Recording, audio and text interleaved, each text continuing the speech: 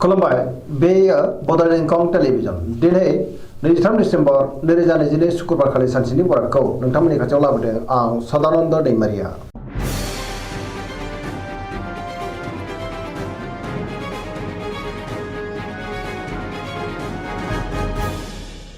सिगां फरायनो लादों मेष राशि गिबि हांखो अ ल दिनैनि साना जोबोद मोजां गोथों आरो गोग्गो साननो रोंगोन गियाननि आंखाल जानाय नङा सोरजोंबा दिनै बाख्नाय जानोबो हागौ गुबुनजों मोजां सोमोन्दो लाखिनो रोंगोन आरो सोरनिबा अननायखौ मोननो हागोन नखराव दिनै अननानै फैगोन बिदा फंबायनिफ्राय थोजासे हेफाजाबखौ मोननो हागौ जेरावबो आखा फाखा जागोन मावनो लानाय खामानिखौ थि समावनो आरो गोरलैयैनो मावफुंनोबो हागोन गोसोआ दिनै जोबोर खुसि जागोन देहाया मोजाङै थागोन सोरबा लोगोनिफ्राय मोजां खौरां फैनोबो हागौ रांखावरियाव मोजां बेफार फालांगियावबो मोजां होनजायो आयाबो दिनै बांनो हागौ नखराव बिसि फिसायनि गेजेराव अनलायनाय फैगोन गुबुननि थाखाय गोबां मोजां खामानि मावनानै होनोबो हागोन बहाबा थाङोब्ला दिनै जोबोद मोजां आरो मोजाङैनो हान्थिनोबो हागोन गोसोनि बोलोआ बांनो हागौ समाजाव दिनै बयजोंबो अनसायजानानै गोसोआ दिनै जोबोर खुसिबो जागोन लाइमोनफ्रा दिनै जोबोर रमान्टिक जागोन आरो गावबा गावनि गोसोनि साननायखौ फोरमायलायनोबो हागोन पजिटिभ एनार्जिनि गोहोमबो गोग्लैनो हागौ वृष राशि गिबि हांखो इ उ ब दिनैनि साना मोजां आरो गाज्रिनि गेजेरजों बाबेनलांगोन गोसोखौ दिनै जोबोर उसाव बादाव मोननो हागौ मोनफ्रोमबो बिथिङावनो सांग्रां जानांगोन गोसोनि बोलोआ लोरबांबो जानो हागौ मावनो लानाय खामानिखौ मावफुंनो हागोन अब्लाबो नाथाय माबा नङा माबा मोनसे गोरोन्थिबो जालांनो हागौ समाजाव मान मोनगोन रांखावरियाव मोजां बेफार फालांगियावबो मोजां अब्लाबो नाथाय खरसायाबो बांनो हागौ नखराव बिसि फिसायनि गेजेराव अननानै फैगोन देहाया दिनै बारा मोजां थायाबो जानो हागौ गोबां रोखोमनि देहायारि जेंनाजों मोगा मोगि जानांनो हागौ सांग्रां जानाया गाहाम जानाय लोंनायाव सांग्रां जानांगोन गुबुननिफ्राय हेफाजाबखौ मोननो हागोन सोरबा लोगोनिफ्राय अनसायनाय मोननो हागौ गोसोनि साननायफ्रा देबर नांनोबो हागौ बहाबा हान्थियोब्ला दिनै लामा सामायाव सांग्रां जानांगोन नेगेटिभ एनार्जिनि गोहोमबो गोग्लैनो हागौ लाइमोनफोरनि गोसोआ दिनै जोबोर आला खाला जागोन मिथुन राशि गिबि हांखो क स दिनैनि साना जोबोर मोजां गोसोखौ दिनै जोबोर गोजोननाय मोनगोन बयजोंबो अनजानो हागौ माबा मोनसे मोजां खौरांबो मोननो हागौ गोबां मोजां खाबु दिनै मोननो हागौ सोरजोंबा बाख्नाय जागोन गोबां बिथिङावनो दिनै जाफुंसार जानो हागोन गोथों आरो गोग्गो साननो रोंगोन गियाननि आंखाल जानाय नङा गोसोआ दिनै जोबोर खुसि जागोन गुबुननि थाखाय गोबां मोजां खामानि मावनानै होनोबो हागोन देहाया मोजाङै थागोन रांखावरियाव मोजां बेफार फालांगियावबो मोजां होनजायो नखराव दिनै अननानै फैगोन समाजाव बयजोंबो मान होजागोन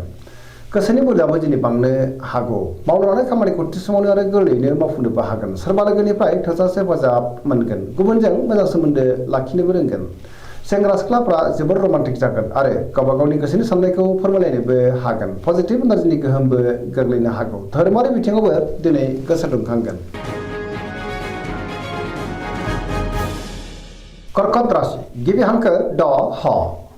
दिनैनि साना मोजां आरो गाज्रिनि गेजेरजों बाबेनलांनो हागौ माबा नङा माबा मोनसे जेंनायाव गोग्लैनांनोबो हागौ गुबुननि थाखाय नाङा फाङा जेंनायाव गोग्लैनांनो हागौ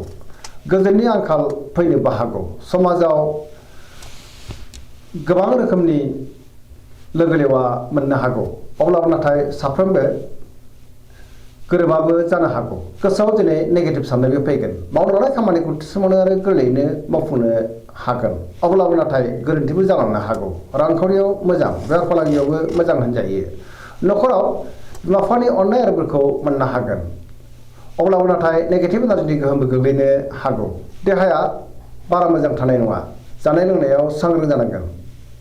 गुबुननिफ्राय हेफाजाबखौ मोननो हागोन फरायसाफ्रा दिनै फरायनायाव गोसो दुंखांगोन आरो मोजां फिथाइ मोननोबो हागोन सेंग्रा सिख्लाफ्रा जोबोर आला खालाबो जानो हागौ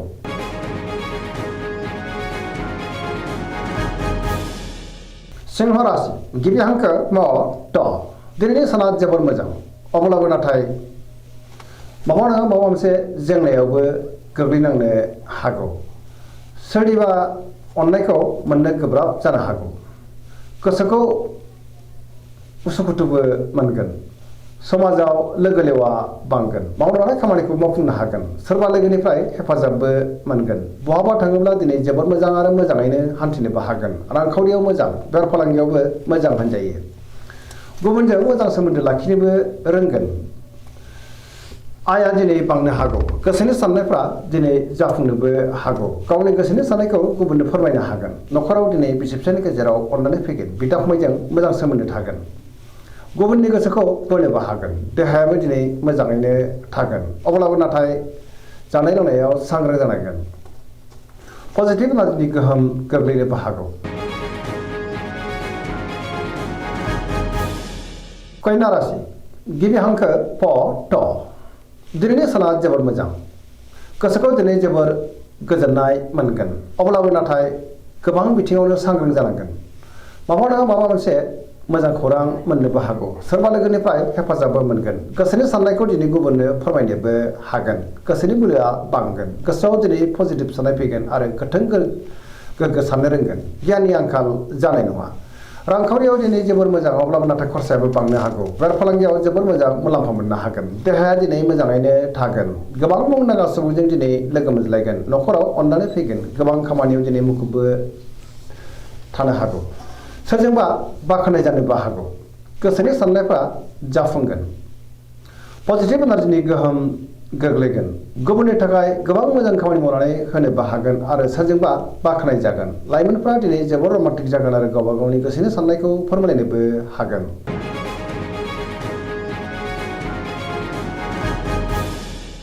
तुला राशि गिबि हांखो र ट दिनैनि साना मोजां आरो गाज्रि गेजेरजों बाबेलनांगोन समाजाव लोगो लेवा बांनो हागौ गोसोनि साननायफ्रा जाफुंगोन गोसोनि साननायखौ दिनै गुबुननो फोरमायनोबो हागोन मावनो लानाय खामानिखौ थि समावनो आरो गोरलैयैनो मावफुंनो हागोन माबा नङा माबा मोनसे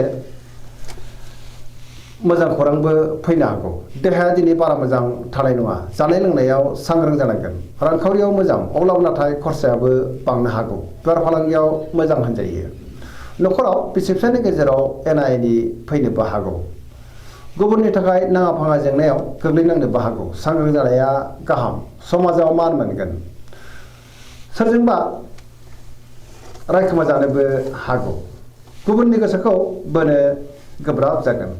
अब्लाबो नाथाय सोरबा लोगोनिफ्राय हेफाजाबखौ मोननो हागौ गोदान थांखि लानो रोंगोन सेंग्रा सिख्लाफोरनि गोसोआ दिनै जोबोर रमान्टिक जागोन गोसोआव पजिटिभ साननायबो फैगोन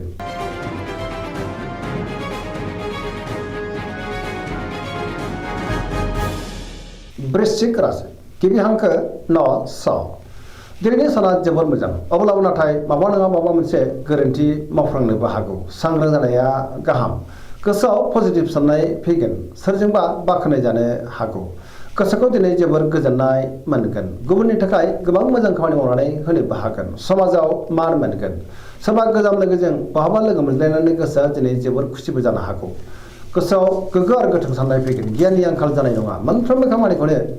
मावफुंनो हागोन गुबुननिफ्राय हेफाजाबबो मोननो हागौ गोसोनि साननायफ्रा मोगथाङाव जाफुंनोबो हागौ गोसोनि बोलोआबो बांगोन रांखावरियाव मोजां अब्लाबो नाथाय खरसायाबो बांनो हागौ बेफार फालांगियाव मोजां मुलाम्फा मोननो हागोन देहाया मोजाङै थागोन अब्लाबो नाथाय जानाय लोंनायाव सांग्रां जानांगोन फरायसाफ्रा दिनै फरायनायाव गोसो दुंखांगोन आरो मोजां फिथाइ मोननोबो हागोन लाइमोनफ्रा जोबोर रमान्टिक जागोन आरो गावबा गावनि गोसोनि साननायखौ फोरमायलायनोबो हागोन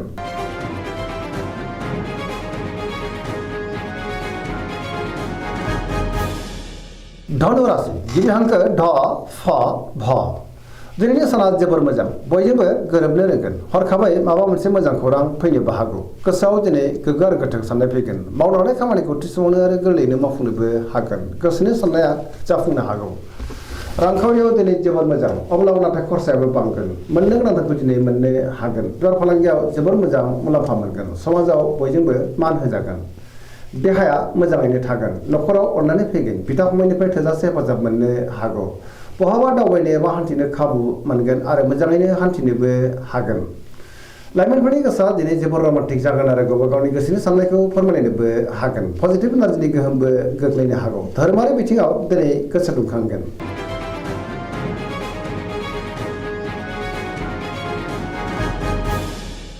मकर राशि गिबि हांखो ख ज दिनैनि साना मोजां आरो गाज्रिनि गेजेरजों बाबेनलांगोन गोसोनि बोलोआ लोरबां जानोबो हागौ गोसोनि साननायफ्रा दिनै देबार नांगोन मावनो लानाय खामानिखौ मावफुंनो गोब्राब जागोन माबा नङा माबा मोनसे हेंथा फैनोबो हागौ रांखावरियाव दिनै बारा मोजां नङा आयनिख्रुइ खरसायासो बांसिन जानोबो हागौ बेफार फालांगियाव बारा मोजां नङा होनजायो खहा जानांनो हागौ गुबुनजों मोजां सोमोन्दो लाखिनो गोब्राब जागोन माबा नङा माबा मोनसे गोरोन्थि मावफ्लांनोबो हागौ मावनो लानाय खामानिखौ मावफुंनो गोब्राब जागोन गोदान खामानियाव दिनै आखाइ होजेननो हानाय नङा नखराव बिसि फिसायनि गेजेराव अननानै फैगोन बिदा फंबायनिफ्राय हेफाजाबखौ मोननो हागोन देहाया मोजाङैनो थागोन अब्लाबो नाथाय जानाय लोंनायाव सांग्रां जानांगोन लाइमोनफ्रा गावबा गावनि गोसोनि साननायखौ फोरमायलायनो हागोन फरायसाफ्रा दिनै फरायनायाव गोसो दुंखांगोन आरो मोजां फिथाइ मोननोबो हागोन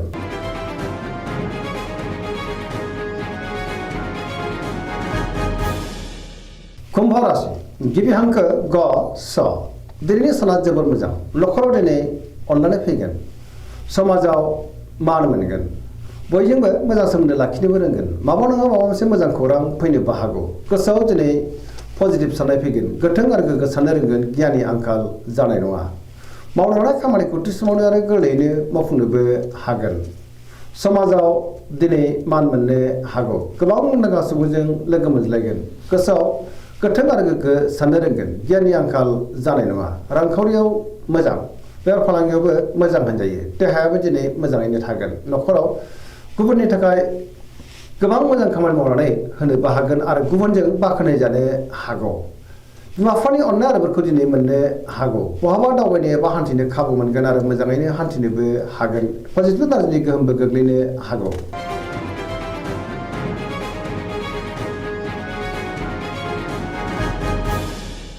मीन राशि गिबि हांखो ड स